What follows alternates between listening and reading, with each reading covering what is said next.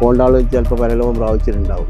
ഉമ്മ മരിച്ചപ്പോൾ 5 കിലോമീറ്റർ ചുറ്റിട്ടാണ് നമ്മൾ ഈ സ്ഥലത്തേക്ക് വരാൻ പറ്റില്ല. വെള്ളം കയറിയ ഫുള്ളൊക്കെ കിട്ടിയേക്ക് നമുക്ക് വരാൻ കഴിയില്ല. പിന്നെ നമ്മളൊക്കെ ജനിച്ചു വളർന്ന നാടായി, നമ്മൾ തന്നെ വയലുണ്ട്. പക്ഷെ ഒരു കാര്യം നമ്മൾ എടുക്കാനോ പിടിക്കാനോ ഒന്നും ചെയ്യും.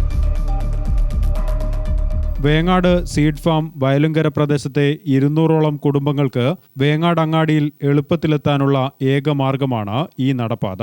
വേങ്ങാട് പഞ്ചായത്തിന്റെ വേങ്ങാട് അങ്ങാടി തെരു വാർഡുകളെ ബന്ധിപ്പിക്കുന്ന 100 മീറ്റർ വരുന്ന ഈ നടപ്പാതയെ ഗതാഗത സൗകര്യമുള്ള റോഡാക്കിയാൽ പ്രദേശവാസികൾ 6 കിലോമീറ്ററിലധികം ചുറ്റി സഞ്ചരിക്കേണ്ട അവസ്ഥയ്ക്ക് പരിഹാരമാകും.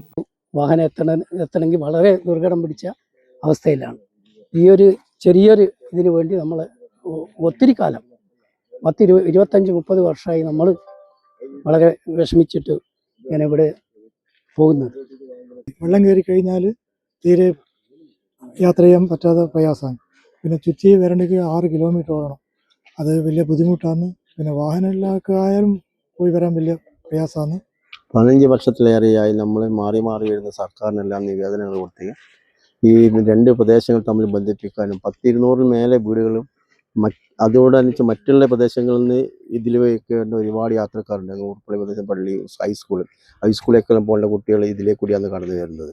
അപ്പോൾ അവർക്കൊന്നും വരാൻ യാതൊരു സൗകര്യവും ഇല്ല. മഴക്കാലമായാലും പിന്നെ വെള്ളം കയറിയിട്ടും വേനൽക്കാലമായാലും ഈ വാഹന സൗകര്യം ഇല്ലാത്തതും. അപ്പോൾ ഈ രക്ഷിതാക്കൾ മുഴുവനും രാവിലെ എണീച്ച് കുട്ടികളെ ഇവിടം വരെ എത്തിച്ചു കൊടുത്തിട്ട് വേണം റോഡ് മുറിച്ച് കടത്ത് അങ്ങ് പള്ളിയിലേക്ക് വിട്ടു കൊടുക്കണമെങ്കിൽ. അവർക്ക് വരാണ്ടിരിക്കാൻ കഴിയില്ല. കാരണം ഇവിടുന്ന് വെള്ളം 4 മഴ പെയ്ത് കഴിഞ്ഞാൽ ഫുള്ള് വെള്ളമായിരിക്കും, ചളി കാര്യങ്ങൾ. അവർക്ക് അവരെ കുട്ടികളെല്ലാം ഭയം ഉണ്ടാവില്ലേ, വീഴ പിടിക്കാൻ എന്തൊക്കെ ചെയ്യുന്നതിന്. മരണം സംഭവിച്ചാൽ മൃതദേഹം കൊണ്ടുപോകാനും അസുഖബാധിതരായവരെ വേഗത്തിൽ ആശുപത്രിയിലെത്തിക്കാനും പ്രദേശവാസികൾ ഏറെ ബുദ്ധിമുട്ടുകയാണ്.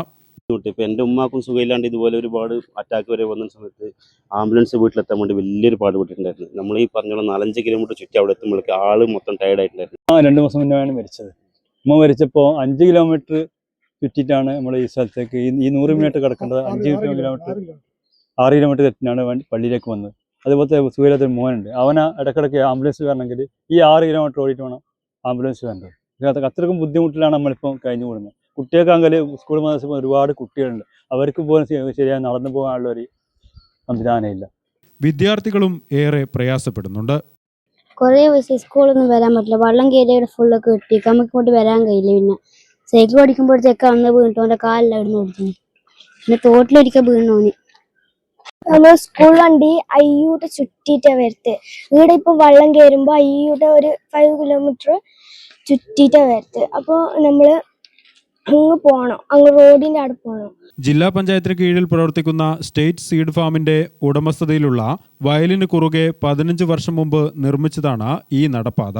ഇതിലൂടെ വാഹനങ്ങൾക്ക് കടന്നുപോകാൻ സാധിക്കുന്ന റോഡ് വേണമെന്ന ആവശ്യമുയർത്തി പ്രദേശവാസികൾ മുൻ മുഖ്യമന്ത്രിമാർ, മന്ത്രിമാർ, കലക്ടർമാർ, ത്രിതല പഞ്ചായത്ത് ജനപ്രതിനിധികൾ തുടങ്ങി പരാതികൾ നൽകാത്ത ഇടങ്ങളില്ല. എന്നാൽ ആവശ്യം യാഥാർത്ഥ്യമാക്കാനുള്ള നടപടികൾ മാത്രം ഉണ്ടായിട്ടില്ല. എത്രയോ കാലങ്ങളായി മാറി വരുന്ന സർക്കാരുകളുടെ മുന്നിലെല്ലാം തന്നെ ഈ പ്രദേശത്തുകാരായ ആളുകൾ അവരുടെ പ്രയാസങ്ങളും ബുദ്ധിമുട്ടുകളും എല്ലാ കാലത്തും